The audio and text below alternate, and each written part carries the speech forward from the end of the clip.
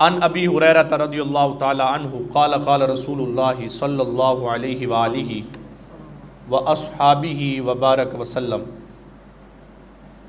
حضرت ابو ہریرہ پاک نبی پاک صلی اللہ علیہ وسلم کے صحابی ہیں۔ یہ روایت فرماتے ہیں نبی اکرم صلی اللہ علیہ وسلم نے ارشاد فرمایا، اذا دخل رمضان فتحت ابواب السماء۔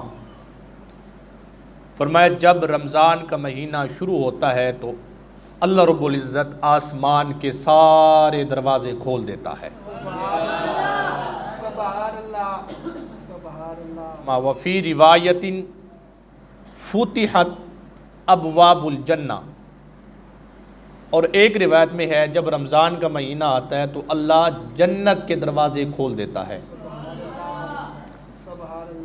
وغلقت ابواب جہنم وسلسلۃ الشیاطین، جہنم کے دروازے بند کر دیے جاتے ہیں، شیطان لعین کو زنجیروں میں جکڑ دیا جاتا ہے۔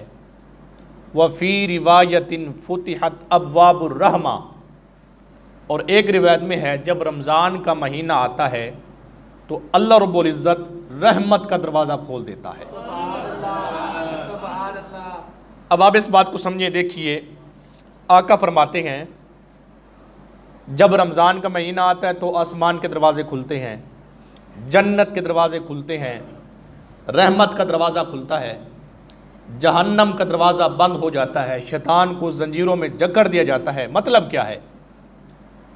جس نتیجے پر میں پہنچا ہوں نا وہ یہ ہے کہ انسان کو ورغلاتا ہے شیطان، ہر وقت گمراہی کی طرف بندے کو لے جاتا ہے، کوشش کرتا ہے بھی یہ کر لے یہ کر لے یہ کر لے۔ تو اللہ رب العزت نے محبوب علیہ السلام کے غلاموں پر رب کا کرم دیکھیں، رب کی شفقت دیکھیں۔ محبوب علیہ السلام کے غلاموں کی بخشش جو فرمانی تھی نا، فرمایا شیطان سے ٹینشن تھی نا، ہم نے اس کو بھی باندھ دیا ہے۔ جہنم کے دروازے بھی ہم نے بند کر دیے اور جنت کے دروازے تمہارے لیے کھول دیے، رحمت کے دروازے کھول دیے، آسمان کے دروازے کھول دیے۔ مطلب کیا ہے؟